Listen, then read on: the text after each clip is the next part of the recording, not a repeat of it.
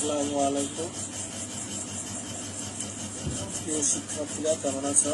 আশা করি আল্লাহর অশেষ কৃপায় ভালো আছেন। করোনা বিপ্লব ভয় নয়, আমরা সচেতনতার মাধ্যমে করোনাকে জয় করব। যতটুকু সম্ভব আমরা জনসমাগম এড়িয়ে চলব। করোনার প্রাদুর্ভাবের কারণে যেহেতু বিদ্যালয়ে ক্লাস নেওয়া সম্ভব হচ্ছে না, তা আমাদের এই শিক্ষার তীব্র প্রয়াস। যদি কোনো শিক্ষার্থী এখান থেকে সামান্যতম শিক্ষা গ্রহণ করতে পারে, তবেই আমাদের কষ্ট সার্থক।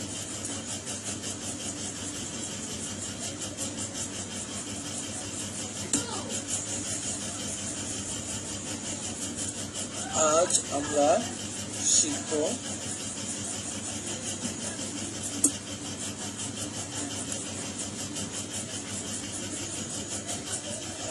শিখব তথ্য ও যোগাযোগ প্রযুক্তি সাবজেক্টের নবম ও দশম শ্রেণীর দ্বিতীয় অধ্যায় কম্পিউটার ব্যবহারকারী নিরাপত্তা।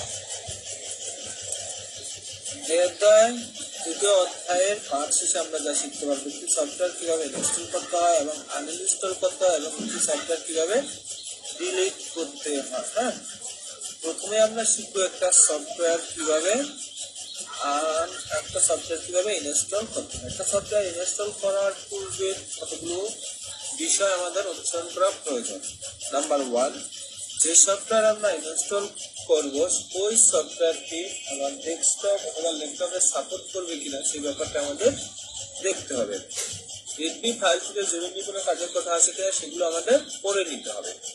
ইনস্টলেশনের সময় অন্য সকল কাজ বন্ধ আছে কিনা সেটা চেক করে নিতে হবে। অর্থাৎ ল্যাপটপ অথবা ডেস্কটপে ইন্টারনেট চালু আছে কিনা, কোনো ভিডিও চলতেছে কিনা, কোনো অডিও সাউন্ড চলতেছে কিনা, অথবা MS Office, Word, Excel, PowerPoint, others কোনো প্রোগ্রাম চালু আছে কিনা সেগুলো আমাদের অফ করে নিতে হবে। অর্থাৎ কোনো একটা সফটওয়্যার ইনস্টল করার সময় শুধু ওই সফটওয়্যারটাই ইনস্টল করতে হবে, অন্য কোনো কাজ করা যাবে না। করলে অনেক সময় সফটওয়্যার ইনস্টল হতে সমস্যা তৈরি হয়।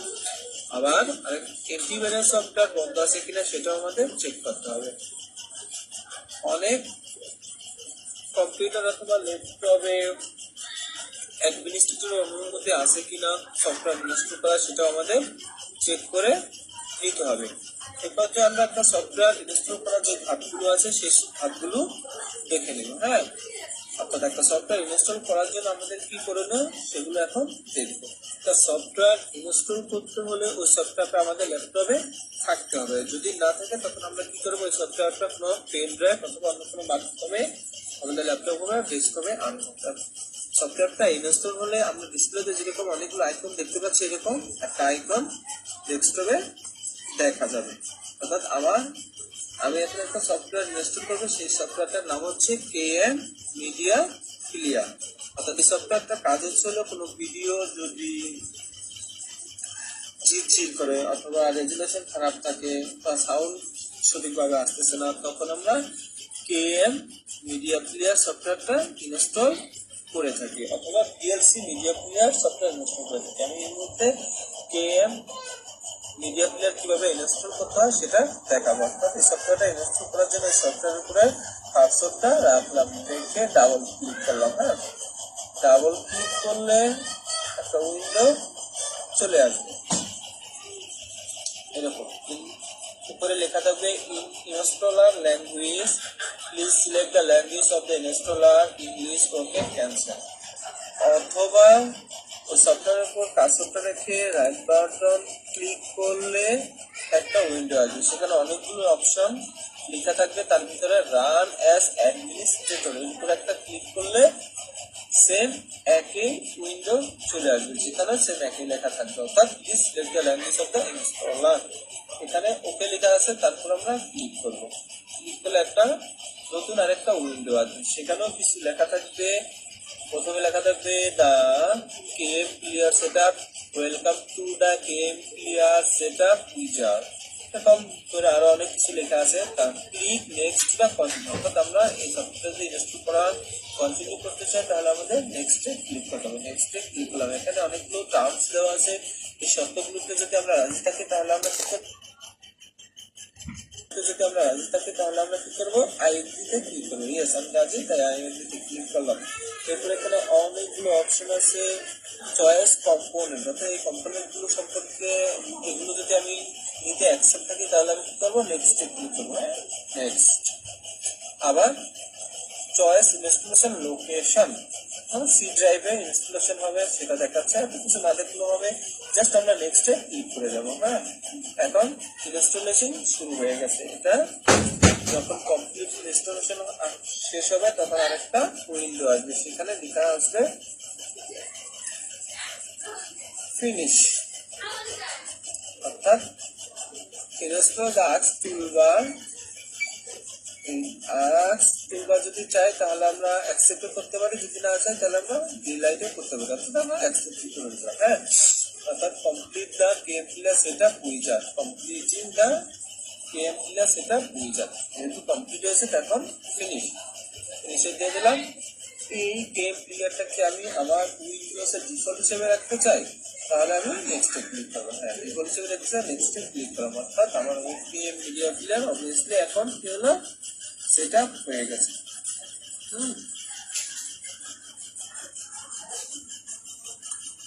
কেএম মিডিয়া প্লেয়ার আমার ল্যাপটপে সেটা হচ্ছে, তার প্রমাণ হলো হয়ে একটা এই যে লগো চলে আসে কেএম মিডিয়া প্লেয়ার। অথবা আরেকভাবে আমরা এটা প্রমাণ করতে পারি, কোনো একটা ভিডিও রানিং করে, অর্থাৎ ভিডিও চালিয়ে দেখে আমরা এটা চেক করতে পারি।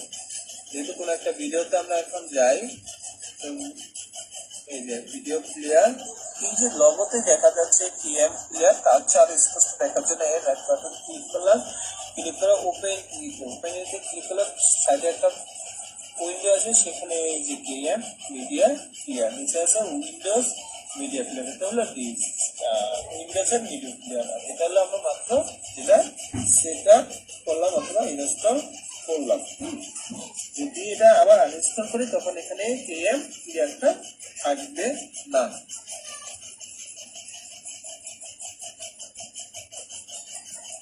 এখন আমরা কি দেখবো, একটা সফটওয়্যার কিভাবে আনইনস্টল করা যায়। একটা সফটওয়্যার আনইনস্টল করার জন্য এর নির্দিষ্ট কিছু নিয়ম অথবা ধাপ আছে, যেগুলো আমরা এখন দেখব। একটা সফটওয়্যার আনইনস্টল করার জন্য আমার শিখতে হবে সার্চ সফটওয়্যার, সেখানে গিয়ে লিখবো কন্ট্রোল প্যানেল,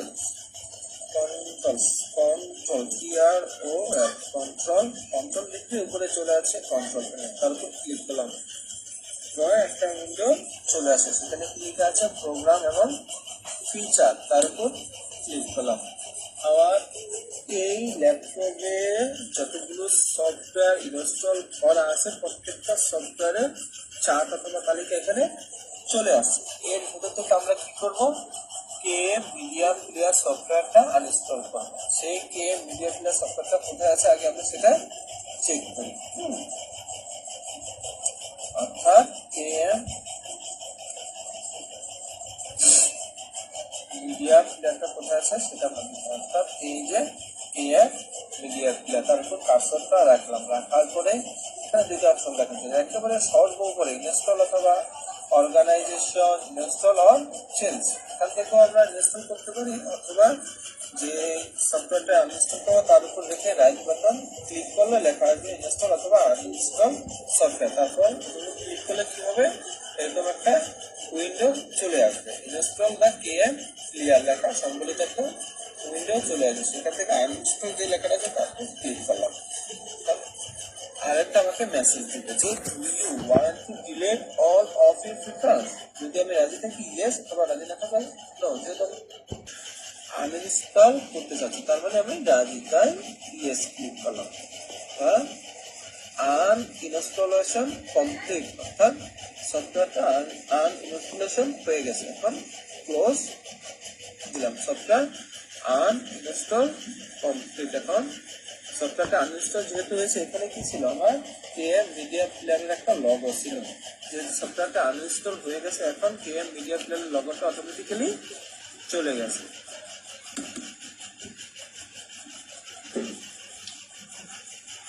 এখন আমরা দেখব একটা সফটওয়্যার কিভাবে সম্পূর্ণরূপে ডিলিট করা যায়। একটা সফটওয়্যার আনইনস্টল করলে তার কিছু ফাইল সি ড্রাইভে রয়ে যায়। ওই ফাইলগুলোকে আমরা কমপ্লিটলি ডিলিট করতে পারি না। এই ডিলিট করার জন্য কতগুলো ধাপ আছে যেগুলো এখন আমরা দেখব। এর জন্য আমাদের প্রথমে যেতে হবে ল্যাপটপ অথবা ডেস্কটপে সেই সার্চ অপশনে, ল্যাপটপ অথবা ডেস্কটপে এই সার্চ অপশনে গিয়ে আমরা লিখব run are U N.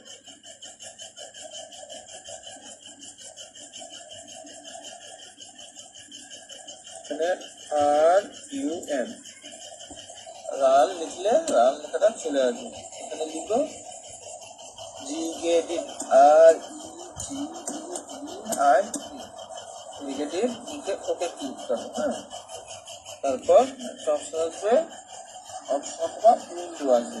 Window file লেখা যেখানে সেখানে ক্লিক করে এক্সপোর্টে যাব। হ্যাঁ, এক্সপোর্টে গিয়ে ক্লিক করবো।